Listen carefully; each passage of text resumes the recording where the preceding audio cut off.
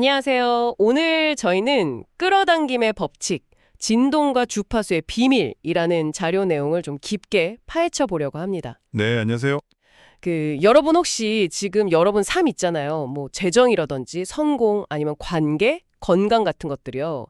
이게 지금 내가 내보내는 어떤 진동 혹은 주파수의 결과물이다.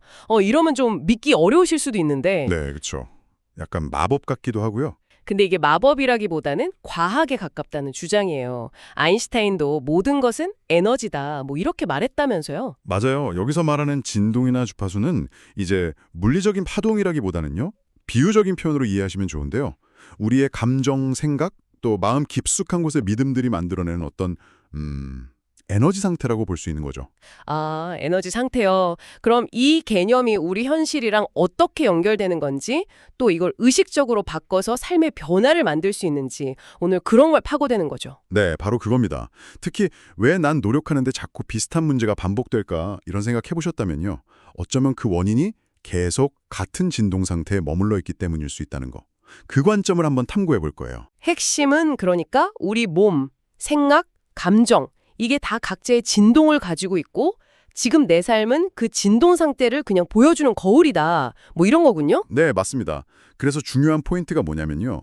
우리가 원하는 것을 막 끌어당긴다기보다는 현재 나라는 존재의 에너지 상태. 그러니까 나의 그 고유한 진동과 딱 맞는 현실, 사람, 상황을 끌어당긴다는 거예요. 아, 원하는 게 아니라 나 자신을 끌어당긴다. 좀 다른데요. 네, 그렇죠. 그래서 소위 운 좋은 사람들 있잖아요. 그분들은 어쩌면 본능적으로, 무의식적으로 자기 에너지, 뭐 감정이나 생각을요, 원하는 현실의 주파수에 탁 맞추는 법을 아는 걸 수도 있다는 거죠. 와, 그거 흥미롭네요. 결국 내가 안 바뀌면 현실도 안 바뀐다는 거잖아요. 그럼 반대로 내 진동을 바꾸면 삶 전체를 진짜 바꿀 수도 있다는 얘기가 되네요. 그 자료 저자도 비슷한 경험을 했다면서요? 네, 그랬다고 해요.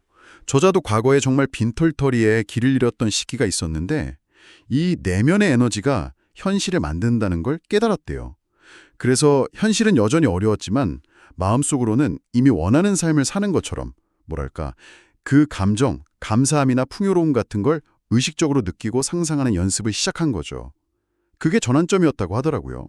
물론 뭐 하루아침에 다 바뀌진 않겠죠. 그건 당연한 거고. 그렇죠. 시간은 걸리죠. 하지만 내면의 주파수를 바꾸기로 딱 마음먹고 실천하는 그 순간, 그때부터 새로운 방향이 시작된다는 거?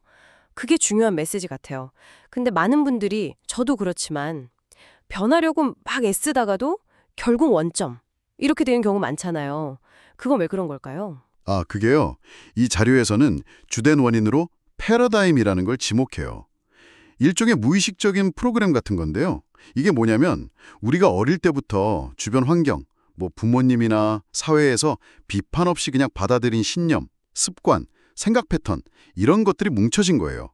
근데 이게 우리 일상의 약 95%를 거의 자동으로 조종한다고 하거든요. 95%요? 와, 그럼 내가 의식적으로 나 바뀌어야 해 하고 다짐하는 힘은 겨우 5%밖에 안 된다는 그 갭이 엄청 크네요. 네, 어마어마하죠. 그래서 의식적인 의지만으로는 부족하고 그 무의식, 그러니까 패러다임 자체를 건드려야 한다는 거예요. 여기서 이제 생각이랑 상상력을 의식적으로 활용하는 게 중요해지는 거죠. 아, 생각과 상상력? 네. 대부분 사람들은 사실 진짜 생각을 하기보다는 외부 자극에 그냥 반응하면서 산다고 해요. 얼 나이팅게일도 그렇게 말했고요. 진짜 사고라는 건 목표지향적이고 창의적인 활동인데 이건 훈련이 가능한 기술이라는 거죠. 상상력도 마찬가지로 진짜 강력한 도구인데 이걸 잘못 쓰면 오히려 막 실패나 두려움을 상상하면서 부정적인 현실을 더 끌어당길 수도 있다. 이런 경고도 있었어요. 맞아요. 네빌 고다드 같은 경우는 우리의 한계가 상상력이 빈곤하거나 집중력이 부족하기 때문이다. 뭐 이렇게까지 말했으니까요. 그렇죠.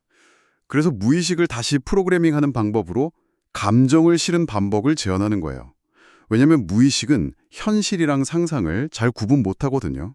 아, 감정을 실어서 반복한다. 구체적으로 어떻게 하는 거죠? 예를 들면 이런 식이에요.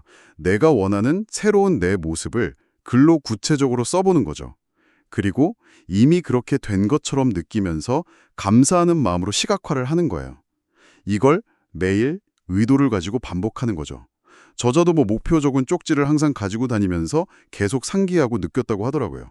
아, 근데 이걸 시작하면 분명히 속에서 야, 되겠냐? 옛날에도 안 됐잖아. 이런 목소리 올라올 것 같은데요? 당연히 올라오죠. 그게 바로 익숙한 과거의 패러다임, 그 프로그램이 저항하는 소리인 거예요. 저항? 네.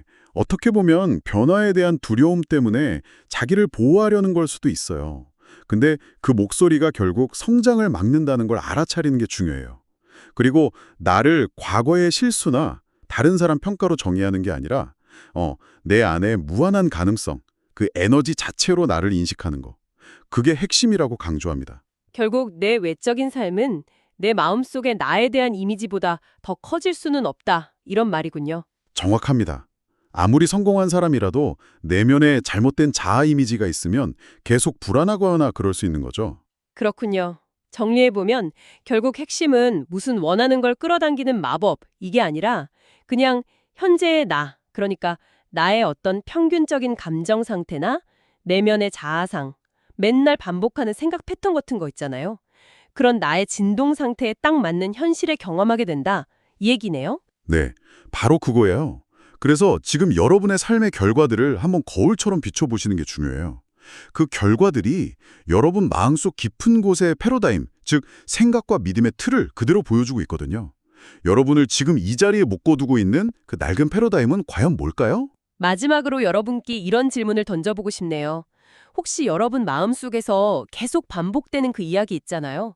그게 더 이상 내 진짜 이야기가 아니라고 딱 선언하고 오늘부터 매일 새로운 나의 이야기를 써내려갈 준비 되셨나요? 그 변화의 열쇠는요, 이걸 그냥 머리로 아는 지식이 아니라 정말 가슴으로 느끼고 꾸준히 실천하는 데 있다고 이 자료는 그렇게 말하고 있습니다.